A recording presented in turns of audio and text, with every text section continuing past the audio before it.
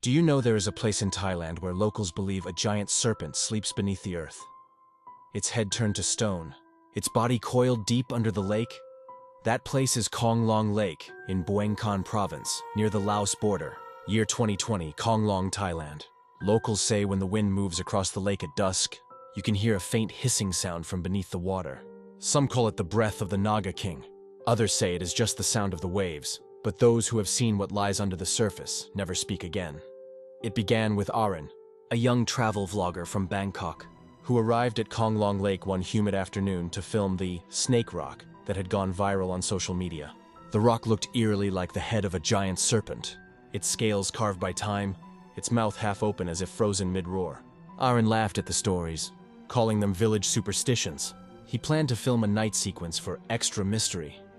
That night, under a pale moon, he set his camera by the shore. The water was calm, but the reflections shifted unnaturally, like something moving beneath. Minutes later, the temperature dropped. The air smelled of wet earth and something ancient, something alive. His camera light flickered. Then came the sound, a low rumble, rising into a hiss that echoed across the lake. Arun turned toward the snake rock and saw a trail of bubbles racing toward him. He stepped back, heart pounding, but his foot slipped in the mud. The last thing the camera captured was a massive shadow rising beneath the water and Arun's scream vanishing into the night. When locals found his camera floating near the bank the next morning, the footage showed more than sound. For a few seconds before static took over, a shimmering golden scale appeared in the reflection of the lake, too large for any known creature. The elders warned that the lake was never a simple body of water. Long before Khong Long became a village, a serpent god named Phaya Naga ruled the region. He guarded the balance between land and water, granting rain to the people in exchange for offerings. But when outsiders began cutting the forests and polluting the streams, the Naga grew furious. In an act of wrath, he tried to flood the valley, but a monk prayed to the heavens to stop him. The curse was answered. The serpent was turned to stone, his head half emerging from the lake, his spirit trapped beneath for eternity.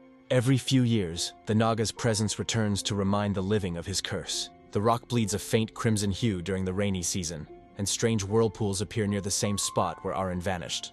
Locals believe these are signs that the serpent stirs again, waiting for someone who disturbs his rest.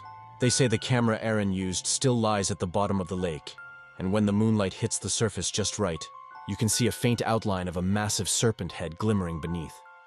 Some tourists claim it is just a trick of the light. Others whisper that it watches, waiting for another soul who dares to doubt. So next time you hear that strange hiss over Khong Long Lake, do not look for where it comes from, because once the Naga knows you are listening, it never forgets your voice. What do you think truly happened to Arun that night? Was it the curse of the Naga King, or something hidden deeper beneath the lake?